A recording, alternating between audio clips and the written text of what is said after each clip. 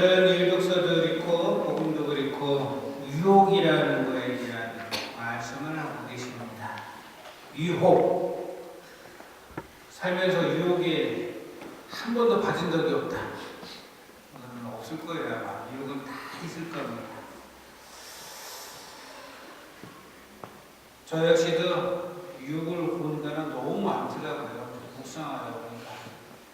어린아이 때는 학교에 가기 싫어가지고 갈까 말까, 아프다고 핑계 댈까 말까. 그래서 그런 것들이 많았고, 사춘기가 됐을 때는 성당에 갈까 말까.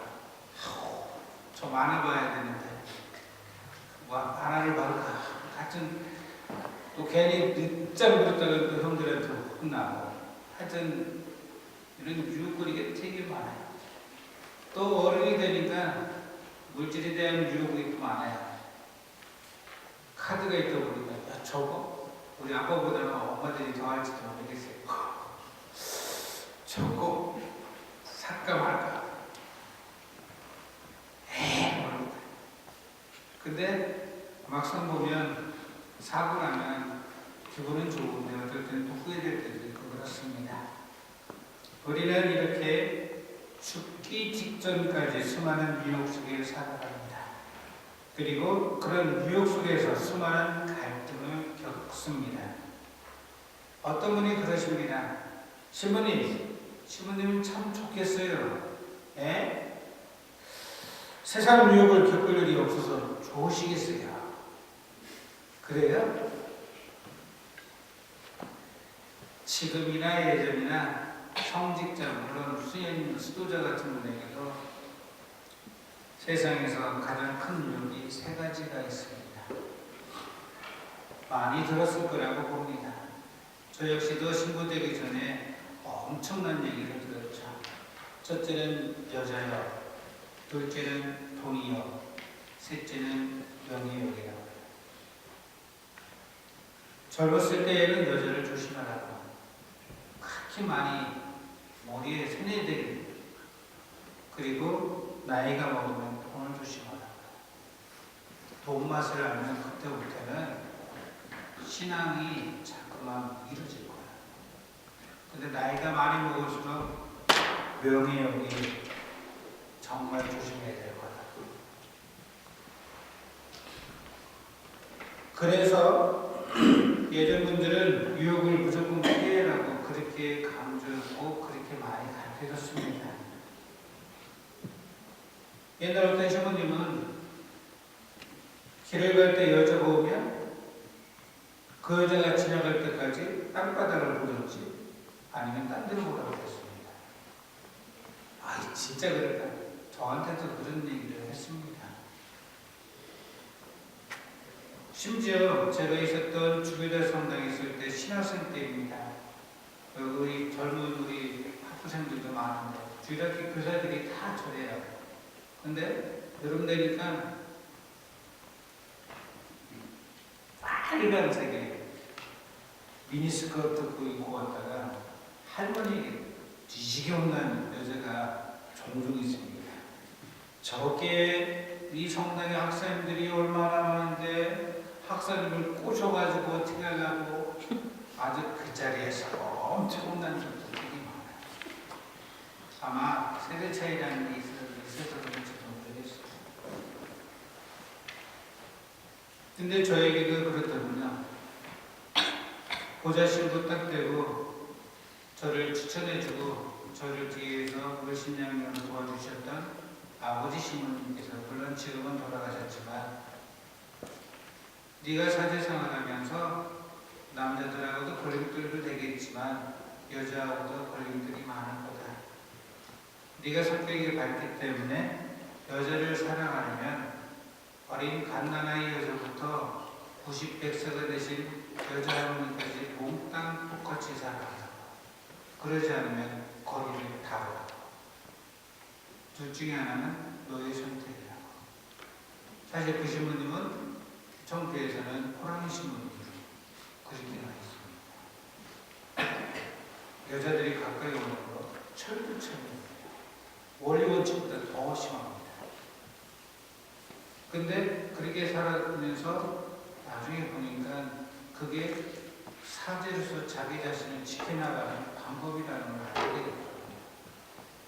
근데 저 역시도 그렇게 할까? 아니면 모든 사람 다 살아날까?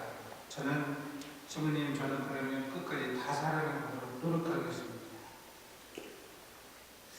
노력한다고 싶지는 않더라고요. 그만큼 이렇게 우리는 살면서 유혹이 많습니다. 그렇다면 유혹은 멀리하고 그리고 피하면 해결이 될까?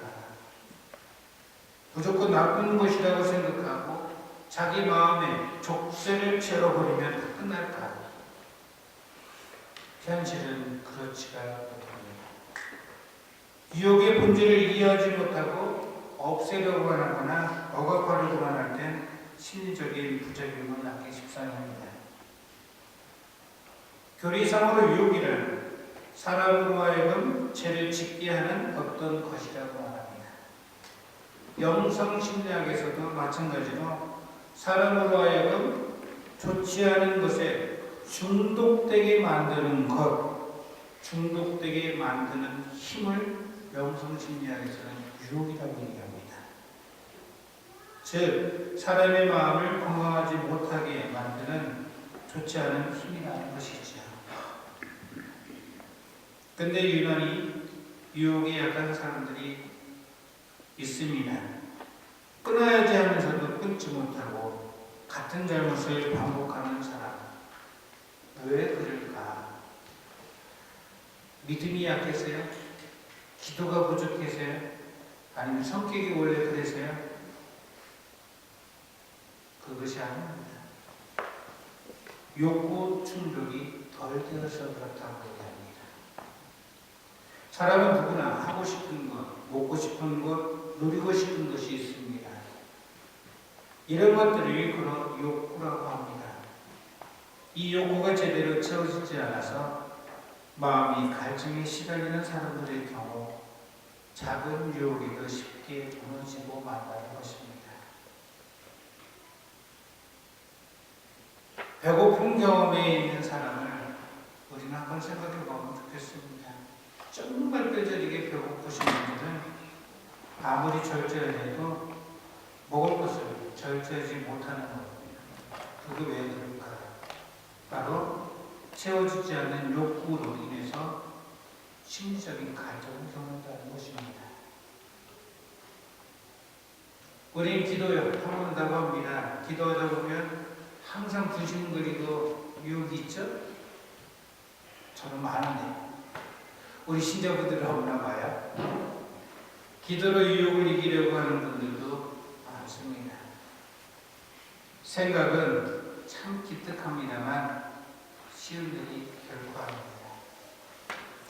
인도에서 오랫동안 명상과 기도를 하신 분이 고백한 이야기가 있습니다. 오랜 수련을 해서 득도했다고 생각했는데 공동 식탁에서 맛있는 반찬을 혼자 먹으려고 하는 사람은 그 사람을 보고 분노가 확 일어나는 자기 자신을 보면서 인간의 욕구는 명상만으로 이겨내기는 힘들구나 생각이 들었다고 합니다. 사람이 가진 욕구는 철부지 어린아이와 같습니다. 충동적이기도 하고 참기가 어려운 것이죠. 그래서 이런 욕구는 마구 다루거나 너무 엄하게 다루면 안 된다고 표현을 하고 있습니다. 오히려 살살 달기가면서 거기에 맞는 좋은 것들을 주님께 청해야 된다는 것이죠. 오늘 복음에서 예수님께서 세 가지 유혹을 당하십니다. 그렇죠? 40일 동안 단식하면서 기도하고 광야에 나가셨는데 얼마나 배고프겠어요. 아마 여러분 하루에서 이틀 정도 거의 안 먹고요. 그 다음에 맛있는 걸 딱 줘보세요. 이게 휙 들어갑니다. 예수님도 이 돌들을 꽝이 되게 두 번째 뭐랬죠? 성전 꼭대기 올라가고 한번 떨어지고 세 번째는 온 세상을 다 보여주면서 나에게 병변으로 다루겠다는 요걸 보면 우리에게도 똑같은 유혹거리가 비슷한 것들이 많을 겁니다. 예수님께서는 자기의 욕구를 원치 않았습니다. 그 욕구를 다 버렸기 때문에 오히려 하나님의 뜻이 무엇인지 그리고 유혹을 이길 수 있는 방법을 알았던 것이죠. 우리도 마찬가지입니다. 오늘날 살면서 우리 유혹이 많이 있겠지만 그 유혹을 끊을 수 있는 방법 주님께 기도해야 된다는 거죠. 혹 이랬을 때 한 번 더 기도하고 혹여 유혹에 빠졌으면 다시 내가 그 상태에 들지 않도록 또 기도하는 것. 그래서 우리는 늘 기도 안에서 주님에게도 마지막에 항상 얘기하죠. 유혹에 빠지게 하시고요.